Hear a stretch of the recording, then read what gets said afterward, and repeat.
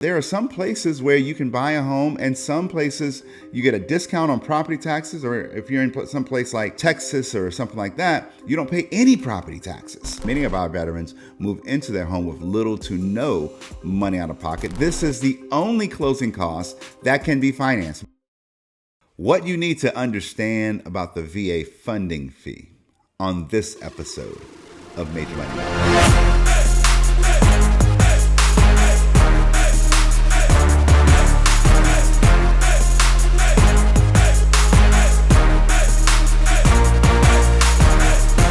Welcome back to another episode of Major Money Matters. I want to tackle a topic that's often misunderstood and give some clarity to this. And this topic is around the VA loan specifically and the VA funding fee. The VA funding fee is a fee that is charged to some veterans. Stick around to the end of this video and I'm going to tell you how not to pay the VA funding fee.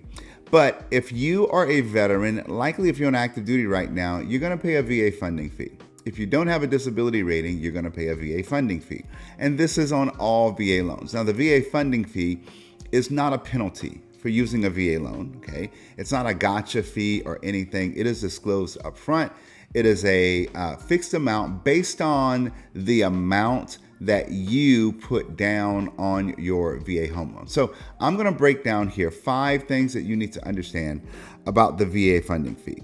The first thing I want you to know is that not all veterans pay a VA funding fee.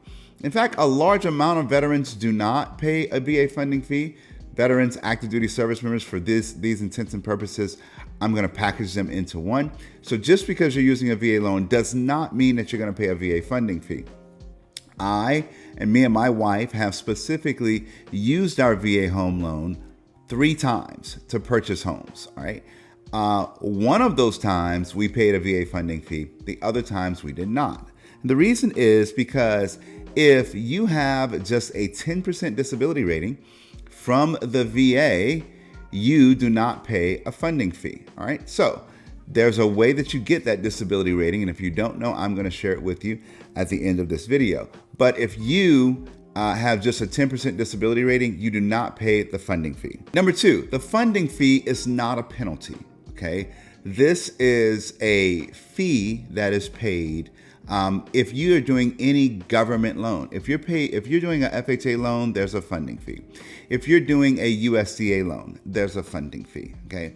Now, the interesting thing about the VA loan is that there is an upfront funding fee, but there's not a monthly PMI. Okay, so that funding fee helps fund the VA loan for all veterans that use this program to purchase a home. So that money does not go to your lender or anything like that. That money goes directly to the Department of Veteran Affairs to fund the sustainability of the VA home loan benefit. Number 3, the VA funding fee changes based on the amount that you're putting down as a down payment on your loan. Now, if you're putting down 0%, and this is the first time that you've used your VA home loan, then that funding fee as of today, because this does change over time, that funding fee as of today is 2.15%. So that 2.15% is a fee that's going to be added into your loan. If this is the second time that you're using your VA home loan, then that funding fee is 3.3% of your loan amount, right? So that can vary greatly based on whether you're buying a home at $200,000 or whether you're buying a home at $700,000 or $800,000. That funding fee can start getting a little bit expensive. So if you're putting money down on your VA home loan, that funding fee is lower. Okay, if you're putting 5% down, that funding fee goes down to 1.5%. If you're putting 10% down, that funding fee goes down to 1.25%. People ask me often, hey Major, what is your recommendation on a down payment on a VA loan? Unless you're trying to accomplish something else besides saving on the funding fee, I probably would stop at about 5%, because the difference in savings between 1.25% funding fee versus 1.5% funding fee, going from that 5% down to the 10% down, usually you're not seeing a lot of savings.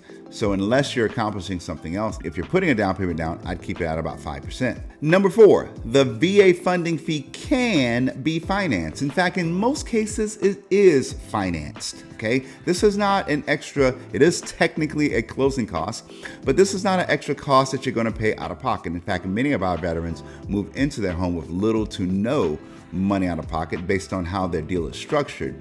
However, the funding fee can be financed. In fact, this is the only closing cost that can be financed. People ask me all the time, like, hey, can I finance in the closing costs? Well, yeah, if you get seller concessions to pay the closing costs, you're technically, you're paying a higher price up front for the house, and then the seller's probably giving you seller concessions or money towards closing costs, and that's paying the closing costs. But can you just off the bat finance in your closing costs into a VA loan? No, you cannot do that. The VA funding fee is the only closing cost that technically you can finance into your home, because technically the VA funding fee is a closing cost. Final one here, I might give you a bonus one later, but the final one here is that the seller can pay the VA funding fee. If you're working with a realtor that negotiates this for you and you're able to negotiate this into the deal, yes, the seller can pay the VA funding fee. In fact, the seller can pay a majority of your closing costs if you negotiate that as part of the deal. Now, I'm going to give you a bonus one here about the VA funding fee because I'm just in a good mood. The VA funding fee is actually not a CPA. Disclaimer, I am not a CPA, all right? But the VA funding fee may be tax deductible, okay? So if you finance the VA funding fee into your loan, then the VA funding fee may be tax deductible. Talk to your CPA about that. Now, how do you not pay the VA funding fee? You don't pay the VA funding fee if you have a disability rating. So your disability rating is given to you based on injuries that you may have sustained, bodily injury, that you sustained while on active duty, based on mental challenges that you might have from your time in the service, like PTSD or something like that, and going through the process with the VA to get a rating from the VA. And I'll tell you a little story here. I was getting off of active duty, and I was in TAPS class, as we called it in the military. The instructor asked the question, how many of you are going to file for VA disability? And I was, one of the quote unquote old heads in the class. And it was me and 4 other people who had done like our full 20 plus in the military. But everybody else had kind of done like 5, 6, 3, 4 years in the military. And we raised our hand. A few other people raised their hand, and nobody else raised their hand. They're like, no, I feel pretty good.